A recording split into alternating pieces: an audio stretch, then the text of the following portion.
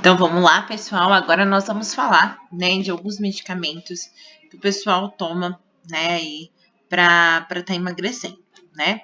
Então, 3 drogas disponíveis hoje no mercado, né, que são derivados da anfetamina.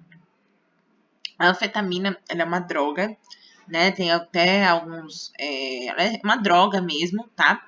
Que ela inibe a fome, né? Então a gente tem alguns viciados, algumas pessoas que são viciadas na anfetamina, né?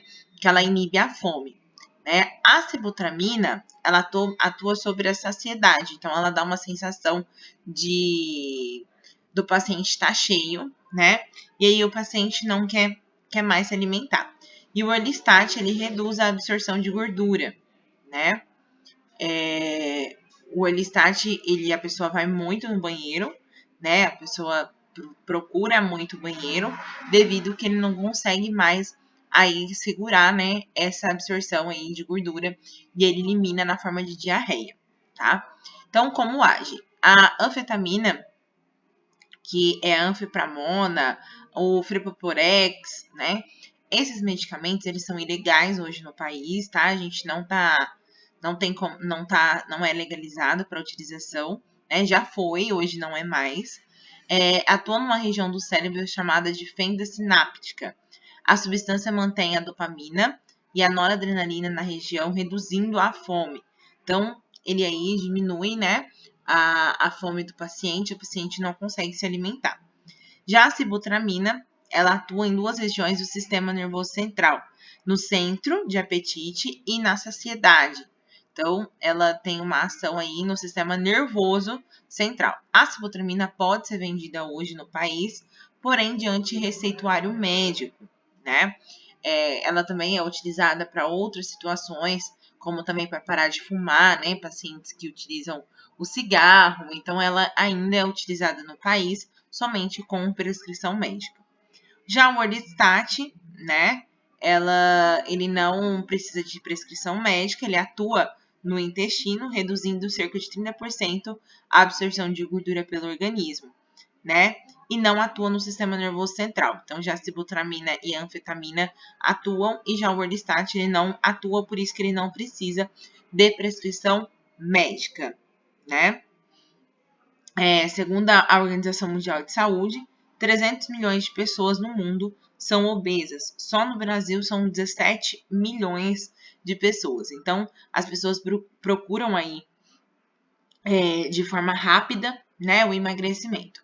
Porém, essas drogas, né, esses medicamentos, quando utilizados para emagrecer, se depois que a pessoa parar de tomar esses medicamentos, ela vai voltar tudo ao normal, né? Ela vai voltar a se alimentar de forma errada, né? Ela vai voltar tudo ao normal, né? E não é isso que a gente quer, né? Quer emagrecer com saúde, né? Ter um emagrecimento aí com saúde, a pessoa emagrecer, né? Tomando aí, fazendo uma alimentação correta, fazendo exercício físico para estar melhorando, né? Então a gente sabe de várias pessoas aí que utilizam, porém a hora que para aí, volta tudo, tá? Mas são alguns medicamentos que utilizam. Então lembrando, a sibutramina, ela precisa, né, de prescrição médica para ser comprada. E o Orlistat, ele não precisa de prescrição médica. Por quê? Porque a sibutramina, ela atua no sistema nervoso central e já o Orlistat no intestino. Então, posso perguntar isso nas perguntinhas, né? Então, perguntar lá. Por que a sibutramina precisa de prescrição médica, enquanto o Orlistat não precisa, sendo que os dois é para emagrecimento, tá? Então, a sibutramina ela precisa porque ela atua no sistema nervoso central e já o Orlistat, ele atua no intestino, diminuindo a absorção, tá? E aí nós vamos falar dos ansiolíticos, né, ou chamados também de tranquilizantes. O que é um ansiolítico? Gente, um ansiolítico, ele é diferente, por exemplo, de por exemplo, de um medicamento para depressão, tá? São coisas diferentes. A ansiedade, é a produção descontrolada de adrenalina. Então, o paciente tem uma produção aí descontrolada, né? Produz muito, né? Tem muita sinapse, que é a troca de informação de um neurônio para outro, né? Então, ela faz muita sinapse, esse paciente, então tem muita sinapse, muita troca, né? Então, isso é um paciente que possui ansiedade, né? Já nós temos pacientes que têm depressão. O que é uma depressão? A depressão, ela é um problema, tá? Causado por N fatores, tá? Pode ser por uma tristeza muito grande, pode ser por vitamina D, falta de vitamina D, que a gente já viu pacientes que têm falta de vitamina D ter uma depressão. Então, várias coisas podem causar uma depressão, que é um estado deprimente do sistema nervoso central, diferente da ansiedade, tá? Bruna, uma ansiedade pode causar uma depressão? Sim. Uma ansiedade, um estado, né, de uma pessoa que está ansiosa, pode causar uma depressão, tá? Porém, nem toda ansiedade vai causar uma depressão. Então, os ansiolíticos ou tranquilizantes são drogas aí que auxiliam na redução da ansiedade. Além de ter efeitos, podem ter efeitos sedativos, né? Ou miorrelaxantes, né? Que dá sono, que relaxam a musculatura. Todo medicamento de ansiedade vai dar sono? Não. Nós temos alguns medicamentos de ansiedade que não dão sono, que é para serem tomados durante o dia, tá? Mas a maioria aí causa efeito sedativo também. São representados pelos grupos de drogas chamados de benzodiazepínicos, né? Podem ser utilizados na indução anestésica, porém são capazes de causar depressão respiratória, que é uma reação adversa, né? A pessoa ficar com falta de ar. Aí os principais ansiolíticos ou tranquilizantes. Bromazepam, tá? Que é o medicamento aí, pessoal, que causa sono, tá? O ético dele é o Somalium, tá? Clonazepam, que o ético dele é o Rivotril. Cardizepóxido, que é o Piscocedin, que é injetável, que é utilizado na indução para fazer a anestesia, tá? Ou entubar o paciente também é utilizado. O diazepam, que é utilizado também junto com a codeína lá no Boa Noite Cinderela, que a gente estava falando, que é o Valium, tá? E tem ele também na forma injetável, que é para causar sono, né? Para acalmar o paciente, quando o paciente, por exemplo, está em crise, né? Deu uma crise de ansiedade e vai parar no UPA, né?